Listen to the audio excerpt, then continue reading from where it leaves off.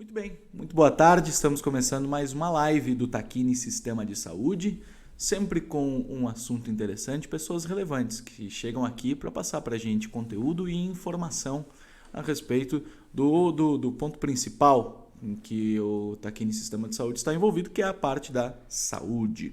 Hoje falaremos sobre centro cirúrgico. Mais especificamente, o Centro Cirúrgico Dr. Antônio Casagrande, como é chamado e conhecido, o Centro Cirúrgico do Hospital Tacchini, que foi inaugurado lá em 1974 e, obviamente, durante todo esse tempo passou por inúmeras melhorias e ampliações para atender as demandas diferenciadas da nossa comunidade. Para falar sobre o nosso Centro Cirúrgico, está aqui conosco o Dr. Leonardo Camargo, que é anestesiologista e coordenador do Centro Cirúrgico, e a Valesca Cristina Schenato, que é enfermeira coordenadora do Centro Cirúrgico. Primeiro, boa tarde para vocês e muito obrigado pela participação.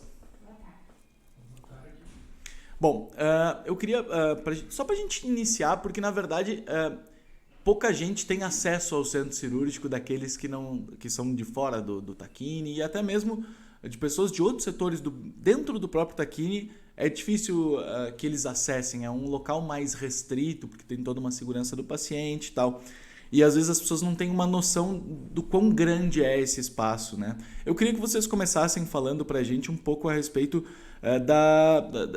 da estrutura. Quantas salas de cirurgia esse ambiente possui? Quantos profissionais trabalham lá? Só pra gente ter uma noção, por favor. Olá a todos. Nosso centro cirúrgico, ele é composto no momento por 10 salas cirúrgicas ativas. Estas salas são 9 do centro cirúrgico, sendo geralmente 8 de cirurgias eletivas agendadas e uma lá específica para a sala de urgência.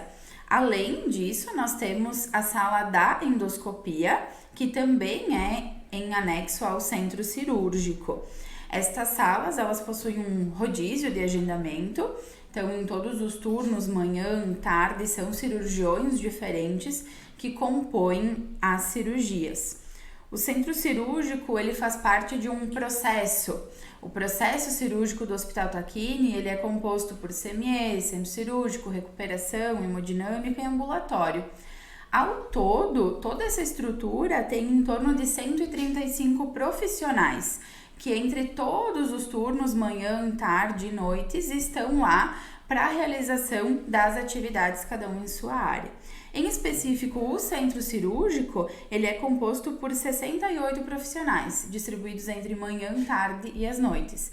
O centro cirúrgico, ele é 24 horas, então nós temos a cobertura para cirurgias de urgência e emergência durante toda a noite, além do dia, onde acontecem concomitantemente as cirurgias eletivas. Se a gente for parar para pensar, o Tacchini Sistema de Saúde todo, englobando o Hospital São Roque, inclusive, tem 2.200 funcionários, 2.200 colaboradores. Dá pra gente dizer que quase 10% deles está dentro do centro cirúrgico, né? Do Hospital Tacchini. É um tamanho gigantesco, né? Isso que até tu apontou no início, né? O centro cirúrgico, né? Ele não é um local de visitação, assim, que as pessoas não visitam. Então, ele é considerado uma unidade fechada, né? Por todas as seguranças que tem que ter para realizar um procedimento cirúrgico, questão de infecção, então, todas essas situações, ele acaba sendo uma unidade muito fechada mesmo, assim, dentro do centro cirúrgico, né? E até muitas, não só os pacientes também, mas os familiares não conseguem ter acesso, assim, fácil, né? Não é um local de livre trânsito, nem para os próprios profissionais de dentro da instituição, né? Frequentam o centro cirúrgico, os próprios funcionários, e hoje quem frequenta o centro cirúrgico dá mais ou menos 120 a 130 médicos, que todos os dias, claro que varia conforme os meses, maior cirurgia, menos cirurgias, mas nós atendemos várias especialidades e essa soma dá 120 entre cirurgiões, anestesiologistas, médicos patologistas, neurologistas, então é um ecossistema, é uma unidade complexa de muita gente entrando, né? Então se dá para considerar o centro cirúrgico, seria uma unidade bem complexa dentro da instituição. Legal. Bom, a gente, falando nessa questão de infecção, de dificuldade e tal, a gente estava num período de retomada geral depois dessas baixas, né, impostas pela Covid-19. E aí a minha pergunta é, o centro já voltou às atividades normalmente, como era no período pré-pandêmico? Quantos procedimentos mais ou menos são realizados por mês ali? Certo. O centro cirúrgico, né, nosso processo cirúrgico, ele acabou sofrendo bastante durante a pandemia, porque toda a instituição, né, em todos os hospitais tiveram que se preparar para atender os pacientes de Covid, né? Então, o nosso centro cirúrgico chegou a ter redução de 80% das cirurgias que a gente realizava até março de 2020, né? Hoje, já desde final do ano passado, a gente retomou essas cirurgias, né? Só que a gente sabe que muitos pacientes, nesses quase 2 anos de pandemia, né, até um pouco mais, muitos pacientes ainda precisam realizar as suas cirurgias, tá? Mas a gente já voltou com todo o gás, a gente já estava realizando cirurgias eletivas, cirurgias ambulatoriais, cirurgias de pacientes oncológicos, cirurgias plásticas, a gente já voltou com o nosso, diríamos assim, a nossa produção normal.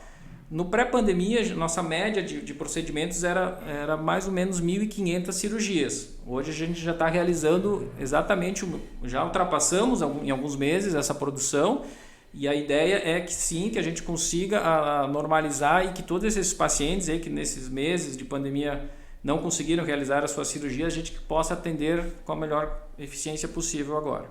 Legal.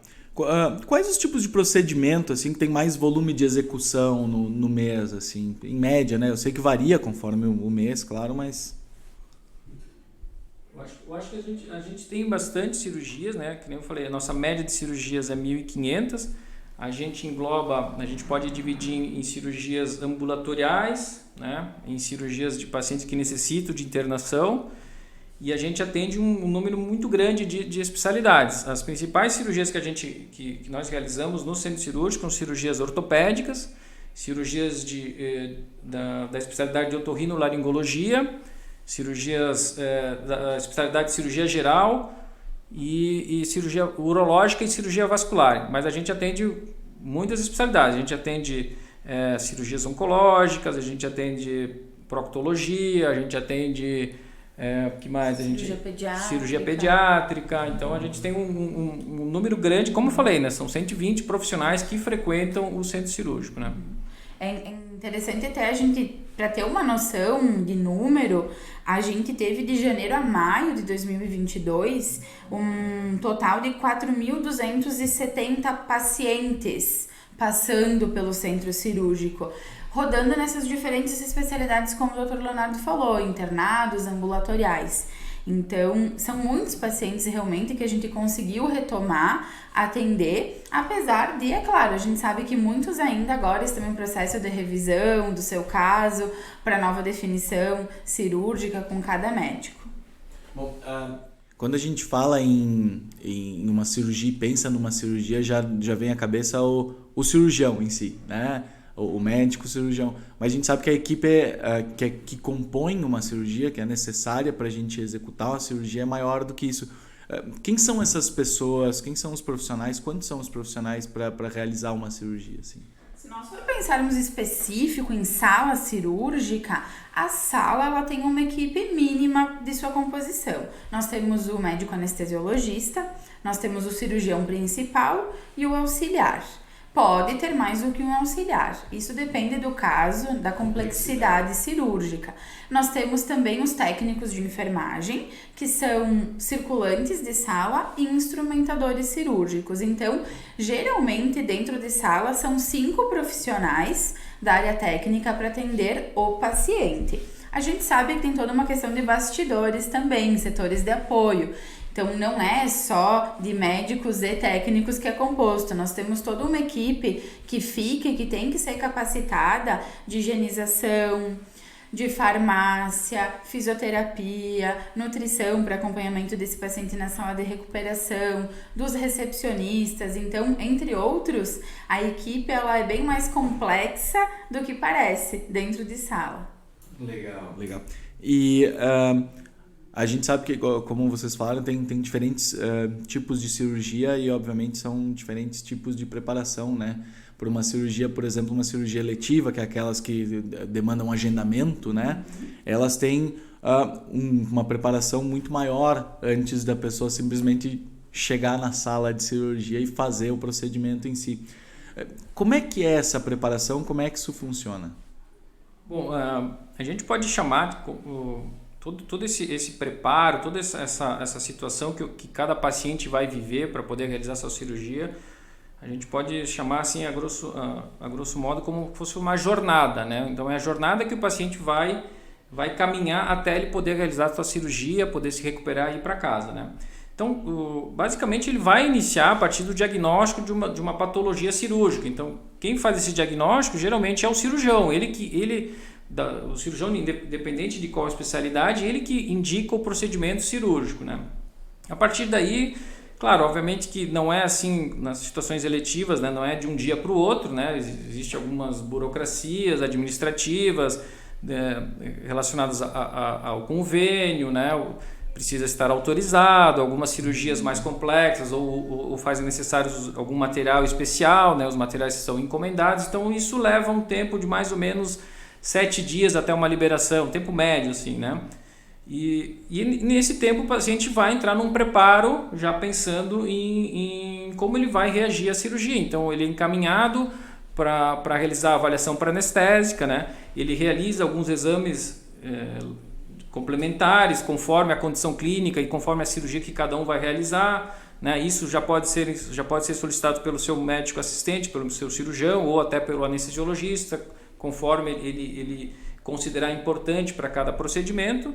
E uma vez liberado, né, o paciente está apto para realizar a cirurgia, né? Não é o paciente que marca a sua cirurgia. Quem faz a marcação da cirurgia é o próprio cirurgião, né? A própria equipe do cirurgião. A sua secretária que vai disponibilizar um horário no centro cirúrgico, né? Então, tudo isso leva um tempo médio de 7 a 10 dias para poder realizar a sua cirurgia. Após a sua marcação, ele vai receber uma confirmação e ele vai receber a confirmação do dia que ele vai ter que estar, ele vai ter que ter o preparo do jejum, né? Alguns preparos de medicamentos que ele tem que tomar, não precisa, ou tem que parar de tomar, tudo isso é orientado na avaliação pré-anestésica.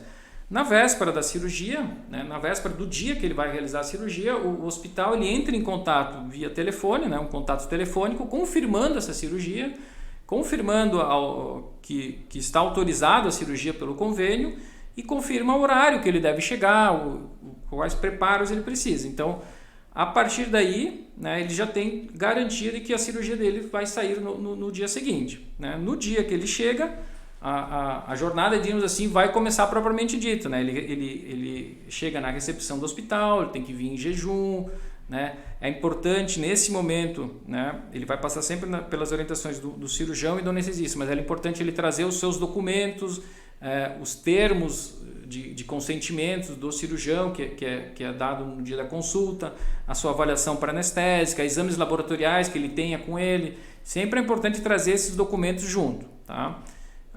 Ele é admitido na recepção do hospital, é encaminhado até o andar onde encontra-se o centro cirúrgico, né? E daí ele é propriamente dito assim admitido no centro cirúrgico, né? Nesse momento é verificado novamente todas as questões de segurança, identificação, documentos, se o paciente está em jejum, não está em jejum, se tomou os medicamentos corretos, não tomou. E a partir daí ele está liberado para ser levado para a sala de cirurgia, né? Ali ele encontra o seu anestesiologista, o cirurgião já está esperando e ali ele vai realizar o seu procedimento, tá?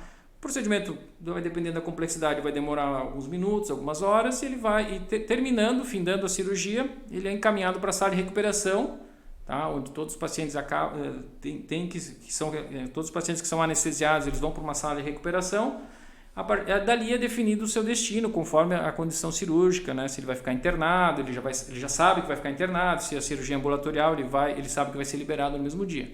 Mas essa é toda a jornada que ele vai realizar, até depois ele vai terminar a sua recuperação ou num quarto dentro do hospital ou em casa, né? Então essa é a jornada do paciente. Agora, é uma jornada bastante complexa quando tu consegue ter um tempo de planejamento. Isso não acontece nas cirurgias. E outra coisa importante também, não é o paciente que vem sozinho realizar uma cirurgia, né? Tem todo um envolvimento da família, né? Tem todo um envolvimento social que acaba modificando muitas vezes até a rotina daquela família, né? Então os pacientes acabam vindo com acompanhantes, né? Nesses casos, né? Agora o procedimento é completamente diferente quando a cirurgia é de emergência, né? Aí não temos tempo de buscar, fazer, acontecer, esperar, melhorar, ajeitar, ver remédio, parar, exame. Não, a coisa tem que ser andando porque o paciente tem risco de morte, né? Exatamente. Como é que funciona essa diferenciação? Isso. Hoje nós temos 3 tipos de agendamento. O eletivo, que é esse que o Dr. Leonardo comentou, que tem toda essa preparação, que leva essa média de tempo para ser executado. Nós temos procedimentos de urgência. Os procedimentos de urgência, eles precisam ser realizados com uma brevidade maior, talvez no mesmo dia, no próximo dia.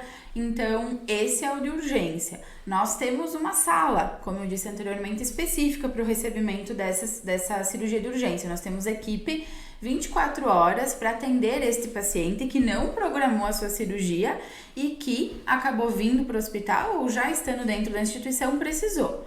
E o caso extremo é a emergência. Geralmente é um paciente que chega via pronto-socorro, um exemplo, um acidente de carro, um paciente com politrauma. Esse paciente a gente não tem muito o que pensar em toda essa preparação. Não dá tempo de ver convênio, liberação, nada disso. A gente precisa pensar que ele tem um risco iminente de vida naquele momento. Se ele precisa ir para o centro cirúrgico, o setor que está com esse paciente entra em contato. Geralmente é o médico que faz essa solicitação, informa a emergência, diz o tipo de procedimento, que materiais, e é o tempo basicamente de gente acionar essa sala que está ali preparada, organizar materiais, instrumental, materiais, medicamentos, e esse paciente chegar para o centro cirúrgico. Hoje, também falando um pouquinho desse período que a gente teve de janeiro a maio, a gente teve 6.092 procedimentos eletivos, que são esses bem programados, né? Urgência, esses que não têm um risco iminente de vida, mas precisam ser feitos dentro do mesmo dia ou nas próximas 24 horas, foram 1.421. E em emergência, que tem esse risco que precisa ser realizado imediatamente, foram 40. São números bem impressionantes. Mas eu queria conversar com vocês porque, assim, todos esses, independente do tipo de cirurgia, todos eles demandam de uma segurança muito grande, porque esse momento da cirurgia é um momento muito delicado, né, para o paciente. As cirurgias maiores de barriga aberta e coisa, a questão de infecção, tudo isso demanda um cuidado gigantesco, né? E eu sei que o Tacchini, o centro cirúrgico, tem uma série de cláusulas de barreira para tentar diminuir ao máximo esses casos de infecção. Falem um pouco para nós como é que isso funciona no dia a dia, enfim, esterilização de sala, materiais, essa parte mais do dia a dia de vocês, para que a gente saiba também. Acho que eu posso falar um pouco de segurança, né? Depois tu fala, acho que da parte da esterilização. Então, assim, existe uma área dentro da medicina e do atendimento do paciente, né? Da saúde, digamos assim, que é a segurança do paciente. Então, não é uma coisa assim que é inventada nossa, mas sim uma coisa assim, vem da Organização Mundial da Saúde essas orientações, que é obrigatório todo hospital ter um núcleo de segurança do paciente, tá? E seguir algumas normas de segurança que a gente realiza em todos os procedimentos cirúrgicos, que são verificações de situações em que, uma vez não identificadas, podem colocar o paciente em risco, tá? Que são mais ou menos essas travas que foi comentado, né? Então, desde a chegada do paciente, até já começa lá na recepção, na verificação dos documentos, ali já começa essas travas de segurança, né? O paciente, a primeira trava que a gente tem é identificar corretamente esse paciente, né? O paciente não pode chegar lá sou o Leonardo e me encaminharem para a sala de cirurgia da Valesca, né? Então a identificação do paciente é uma trava de segurança importante, né? As travas de segurança que a gente considera administrativas, burocráticas, são a questão da autorização, se essa cirurgia está adequada, está bem indicada, se o paciente autoriza a realizar essa cirurgia. Então, essas são travas importantes, né? A partir dali que o paciente já entrou no centro cirúrgico, já vai realizar o procedimento, existe uma ferramenta que a gente realiza em todas as cirurgias. Isso eu gosto de frisar, porque isso é a última medida de segurança, né? Que é o que a gente chama de checklist de cirurgia segura, tá? Que é onde é realizada por toda essa equipe que a Valesca comentou, que está em sala, o cirurgião, a instrumentadora, o circulante, o anestesiologista, né? E esse checklist ele é realizado pela essa equipe, onde todo mundo tem que estar de acordo com essas informações. Então é novamente verificada a identificação, né? É identificado a cirurgia que vai ser realizado, né? O paciente é X, realizado a cirurgia, né? Tal cirurgia com tal cirurgião. Está todo mundo de acordo? Está todo mundo de acordo. Então vai seguindo os passos e vai avançando nessa ferramenta de segurança, né? Ali, por exemplo, é verificado a questão do antibiótico que vai ser realizado, uma questão importante, às vezes parece meio óbvia, né? Mas ali é verificado, por exemplo, de que lado que vai ser a cirurgia, né? Se a cirurgia vai ser de repente num braço, numa perna. É importante essa verificação, que todos saberem que vai ser operado o lado correto, né? Daí verificado também outras questões de segurança do anestesiologista para começar a cirurgia, se vai ter reserva de sangue, se esse paciente vai precisar ir para a UTI, e todas essas questões são verificadas, né? Então todo mundo pactua as informações e todo mundo está ciente de que a cirurgia está adequada para começar. Então tudo isso serve para a gente verificar todas essas condições de segurança para o paciente. Então basicamente essas são as principais travas que hoje a gente tem para o paciente que vai realizar a cirurgia. Importante colocar que os procedimentos, a gente tem ideia de uma média do tempo de realização deles, né? Mas eu não posso afirmar que toda a apendicectomia vai durar o mesmo tempo. Então, cada cirurgião, cada caso clínico, ele tem um tempo para ocorrer, porque não é tudo exatamente na mesma sequência que vai acontecer na sala durante a cirurgia. Fazendo todas essas travas de segurança, essas verificações com o término do procedimento, o encaminhamento para a recuperação do paciente, a sala ela precisa ser limpa. Não é tira um paciente e já coloca outro. Então, todo o material que estava lá dentro ele precisa ser retirado, levado ao local adequado, os instrumentais para o CME, o lixo no lixo, a higienizadora entra, faz toda a limpeza da sala, tem toda uma sequência para acontecer, para garantir a segurança e a limpeza, para depois a equipe de enfermagem entrar novamente em sala, trazer os novos materiais, os novos equipamentos e começar a preparar a sala de novo para o próximo paciente. A sala estando com essa preparação ok, então se inicia esse processo de segurança de novo com o próximo paciente para a realização desse procedimento. Isso a gente vai repetindo, né, diariamente nas 9 cirurgias nas 9 salas de cirurgias. Então por isso que eu disse que é complexo, precisa de toda uma equipe treinada, né, preparada. E cada membro dessa equipe vai realizar um trabalho importante, desde o cirurgião, né, que seria o principal, né, que traz o paciente, que indica a cirurgia, o anestesiologista, a técnica, as circulantes, a enfermeira que faz o controle de todas essas salas, né, nossas enfermeiras líderes, está aqui a Valesca, e essas especialidades, esses serviços de apoio. A higienização é importante, né? Quem controla os materiais é importante, então tudo isso para poder realizar os procedimentos. Sem contar que por trás dessa equipe de enfermeiros que nós temos, hoje dentro do processo inteiro, são 19 enfermeiros dentro, né, de todas as áreas do processo. Então, todos esses enfermeiros participam de várias barreiras de segurança também, não somente no dia da realização. Existe todo um processo de conferência de escala, de verificação dos materiais necessários, do encontro entre farmácia, a parte de suprimentos, CME, o bloco, o agendamento, para fazer essa conferência. Então, as barreiras de segurança, além dessas que são específicas, diretas com o paciente, que acontecem na sala, sala, na chegada do paciente, já começam a acontecer antes por toda essa equipe de enfermagem que compõe o processo. Eu acho que ficou claro que realmente o centro cirúrgico é um espaço que é gigantesco, extremamente complexo, um organismo vivo dentro do hospital mesmo, né? É quase que um hospital dentro do hospital. E acho que era esse o nosso objetivo, né? De mostrar para as pessoas o quanto isso demanda um trabalho gigantesco para que seja viabilizado todos os dias, né? Da minha parte, só agradecer a presença de vocês. Se vocês tiverem um recado final, fiquem à vontade.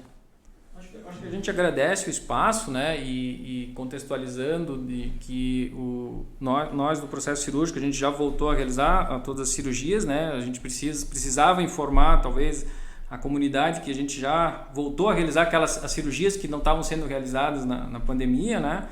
E que o processo, apesar de que as pessoas os familiares não poderem ter acesso ao centro cirúrgico, mas assim, os seus familiares, né, os pacientes estão sendo bem cuidados, né, com segurança, com qualidade.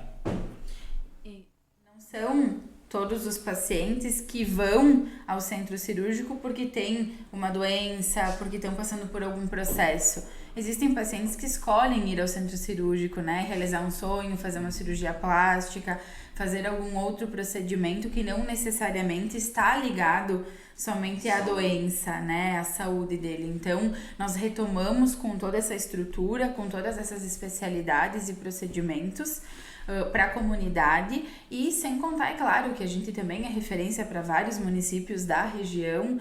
Nós somos referência para 23 municípios, pensando em toda a parte que nós temos de serviço de oncologia, além de sermos referência, né, para os nossos clientes do TAQMED, aonde eles estiverem.